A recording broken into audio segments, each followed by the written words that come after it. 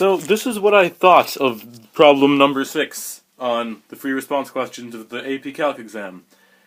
So I thought, I was just surprised that this problem, this is the investigative problem, the hard one, and it was mostly just busy work. Like, this was not actually that difficult in terms of concept comprehension.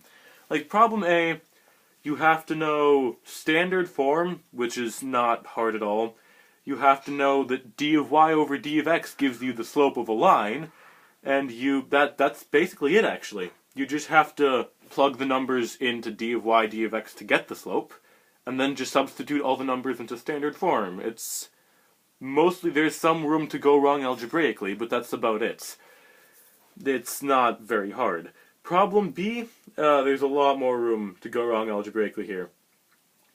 So, first you have to recognize that the slope of a line, of a vertical line, is undefined. Then you have to recognize that that means the denominator of the derivative must be undefined, must be 0. Then you have to recognize that you need to substitute this into the original problem, or into the equation of the curve, because this has an infinite amount of solutions, and you need to know which ones are the ones that actually fit the curve. Then you just have to solve that out for y cubed, and you have to solve that out for y, and then plug y back into here to get x. Most of this is just algebra and room to go wrong. Again, a lot of this is just, there's a lot of room to go wrong algebraically, which is really annoying. It's just, like, why? This is just frustrating. Again, the only concepts you actually really have to understand for this are that the vertical line, the slope of a vertical line is undefined, that fractions with denominator 0 are undefined, and that d of y over d of x is the slope of a line. That's it. It's really not very hard.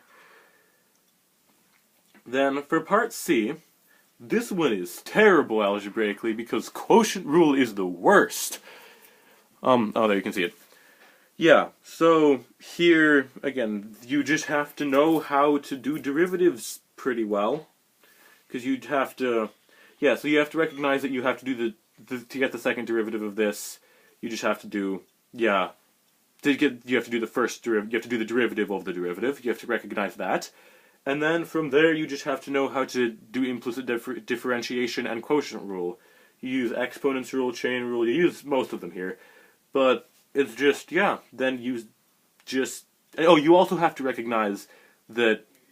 You have to realize that you solved for d of y over d of x of this up here. That you need to realize that you did already solve for the slope. Then from there, it's just substitution and a whole lot of algebra. Just why? This is just testing how good you are at algebra. Not a fun problem. There's a very good chance I got it wrong because I screwed up on algebra. This is just despicable.